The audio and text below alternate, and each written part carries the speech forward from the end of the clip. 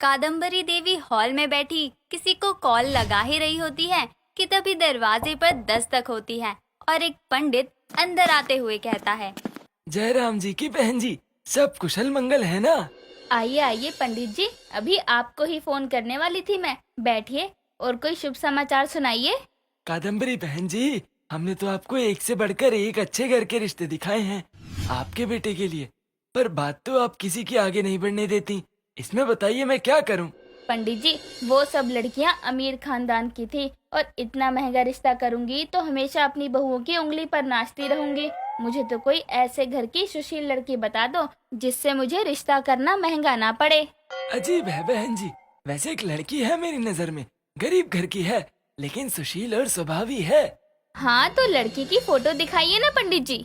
जी अभी दिखाता हूँ। इतना कहकर पंडित अपने थैले से उस लड़की की फोटो निकालकर कादम्बरी को थमा देता है और कुछ दिनों बाद कादम्बरी उस सोनल नाम की लड़की के घर रिश्ता लेकर पहुंच जाती है।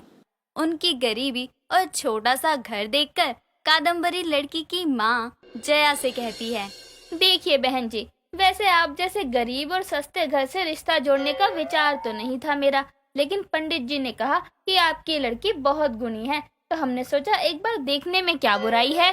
वैसे बहन जी, मेरी सोनल अपने भाई से छोटी है, लेकिन हम चाहते हैं कि उसके भाई से पहले उसका घर बस जाए। देखिए वो तो लड़की को देखने के बाद ही कुछ कह सकते हैं ना। बातचीत चल ही रही होती है कि तभी सोनल सबके लिए समोसे लिए वहां आती है। उसे देखकर कादम्बरी के बेटे विपुल की नजरें सोनल से हटती ही नहीं। कादम्बरी को भी सोनल में अपनी बहू होने के गुण दिखते हैं, जिसके बाद दोनों पक्षों में बातचीत होने लगती है और रिश्ता तय हो जाता है। कुछ ही समय में विपुल और सोनल की शादी हो जाती है। ससुराल में सोनल अपनी सास की हर एक बात माना करती। एक रोज नाश्ते में सोनल मूंग दाल का हलवा बनाकर परोसती है, जिसे देखकर विपुल कहता है, हलवा? वाह, आज सुबह की शुरुआत मीठे से सही है। बहू, आज तेरा जन्मदिन है क्या? क्योंकि मेरा और इस नालायक का तो नहीं है, या कोई खास दिन हो? नहीं सासू माँ, कोई खास दिन नहीं है, मैंने तो बस ऐसे ही। हाय दया, ऐसे ही मूंग दाल का हलवा बना दिया, वो भी इतने मेवे डालकर।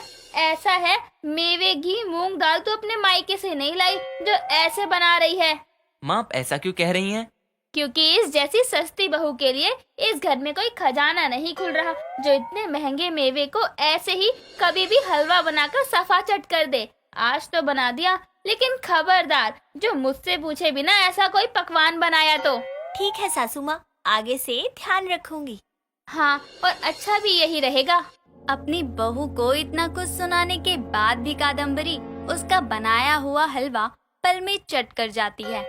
सोनल इस बात से बहुत उदास होती है, लेकिन पलटकर उल्टा जवाब नहीं देती। समय बीतता है। एक रोज सोनल फोन पर अपनी माँ से बात कर रही होती है, तभी कादम्बरी वहाँ आ जाती है तो सोनल कॉल कट कर देती है। अरे फोन क्यों रख दिया बहू? बात कर, खूब बात कर। फोन में बैलेंस हम थोड़ी तेरे मायके वाले ही तो भरवाते हैं ना।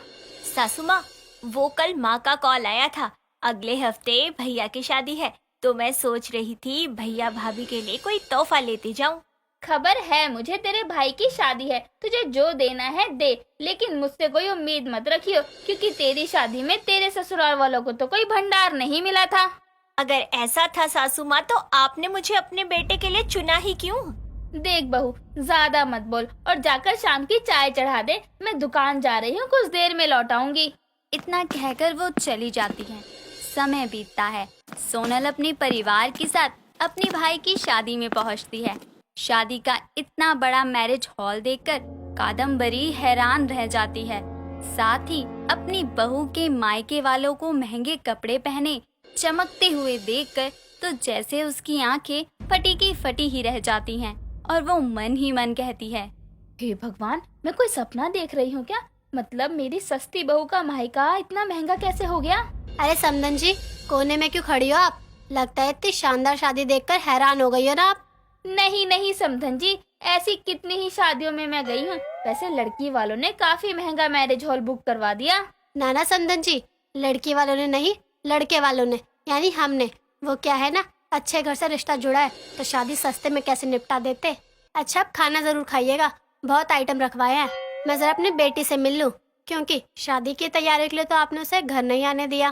कादम्बरी की समधन उसे ताना मारते हुए वहां से चली जाती है और कादम्बरी अचानक अपनी बहू के मायके वालों का ये परिवर्तन देखकर सकते में थी। शादी से घर लौटने पर वो अपने बेटे से पूछते हुए कहती है, बेटा, ये आज क्या देख लिया मैंने। मेरी सस्ती बहू का मायका अचानक महंगा कैसे हो गया? कोई लॉटरी वॉटरी लगी है क्या इसके मायके वालों की? माँ, लगी हो चाहे ना लगी हो, आपको क्या करना है? अरे पता तो होना चाहिए ना। सोनल का भाई जिस लड़की से प्यार करता था उसी से शादी की, और वो लड़की करोड़पति है जिसका सारा बिजनेस अब उसका भाई संभालता है। तो इस रिश्ते के कारण अब उनके हालत अच्छे हो गए हैं बस। अच्छा, रात बहुत हो गई है, आप जाकर सो जाइए। ये बात सुनकर तो जहाँ कादम्बरी को हैरानी होती है तो वहीं वो खुश भी होती है। अगली सुबह जब सोनल किचन में काम कर रही होती है तभी कादम्बरी आरती की थाली लेकर उसके पास आती है और उससे आरती लेने के लिए कहती है। सासू माँ, अच्छा हुआ आप आ गई। मैं पूछने ही आने वाली थी कि नाश्ते में क्या बनाऊं। अरे बहू, जो जी चाहे बना, तेरा ही घर है। अच्छा बहू, मैं कह रही थी तुझे अपने मायके वालों की याद आती होगी। तू जा, कुछ दिन के लिए मायके चली जा। मैंने तुझे तेरे भाई की शादी की तैयारियों के लिए मायके ना जाने देकर बहुत गलत किया, इसलिए ऐसा कह रही हूँ, और कुछ नहीं है। सासू माँ, आप बहुत अच्छी हैं। उसी शाम को सोनल कुछ दिन अपने मायके में रहने के लिए चली जाती है और एक हफ्ते बाद जब लौट कर आती है तो अपने साथ बहुत सा सामान लेकर, जैसे सोफा सेट और ससुराल में सभी के लिए नए कपड़े लाती है, जिसे देखकर कादम्बरी खुशी से फूल ही नहीं समाती। सासू माँ, मैंने तो बहुत मना किया था, उन्होंने जबरदस्ती ही ये सब भिजवा दिया। कोई बात नहीं बहू, समधन जी ने इतने प्यार से दिया है, ये सब तो वापस नहीं लौटा सकते ना। अरे इन्हीं तोहफों के लिए तो तुझे मायके भेजा था। हाय, मैंने कभी नहीं सोचा था सस्ती बहू के महंगे मायके से इतने महंगे तोहफे आएंगे। समय बीतता है। कादम्बरी कुछ कुछ दिनों पर अपनी बहू को उसके मायके भेजने के लिए तैयार बैठी रहती, लेकिन सोनल उसकी बात ज्यादातर टाल दिया करती। 2 महीने का समय गुजर जाता है तो एक शाम चाय पीते हुए कादम्बरी कहती है, बहू, जब से शादी करके तो इस घर में आई है, एक बार भी विपुल को उसके नए ससुराल में नहीं लेकर गई। तो मैं कहती हूँ एक बार हम तेरे मायके हो आते हैं। हाँ सोनम, वैसे भी तुम्हारे भाई से मिले बहुत दिन हो गए हैं, इसी बहाने उसकी मेरी थोड़ी बातचीत भी हो जाएगी और तुम्हें भी अच्छा लगेगा। ठीक है, जैसा आप कहें। चलो सही है, इसी बहाने कुछ दिनों इस कूलर की जगह एसी की हवा, दाल चावल की जगह बढ़िया बढ़िया पकवान तो खाने को मिलेंगे।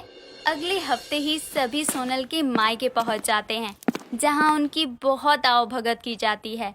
इतने बड़े घर में नौकर जाकर देखकर कादम्बरी को अचंभा होता है और वो अपनी बहू के मायके में आराम से रहती है, अच्छे अच्छे पकवान खाती।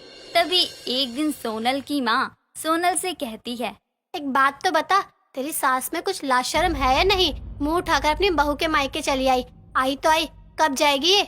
माँ जी, धीरे बोलो। और आप ऐसे क्यों बोल रही हो? समधन है वो आपकी। वही तो, कोई भी सास अपनी बहू के मायके आकर ऐसे मजे से नहीं रहती है। और जब हम गरीब थे तब कभी नहीं आई और ना ही तुझे आने दिया, फिर अब क्यों? माँ चलो, कमरे में चलकर बात करते हैं। सोनल अपनी माँ को कमरे में ले जाती है तो उनकी ये सारी बातें दूर खड़ी कादम्बरी सुन लेती है और उसे वो बात इतनी लग जाती है कि वो अगले ही दिन अपने बेटे और बहू के साथ वापस लौट आती है। और अब ना ही वो अपनी बहू को उसके मायके जाने से कभी रोकती और ना ही वहाँ से आए गिफ्ट लेती। इस तरह कादम्बरी अपनी सस्ती बहू के महंगे ससुराल से फायदा उठाने का मोह छोड़ देती है।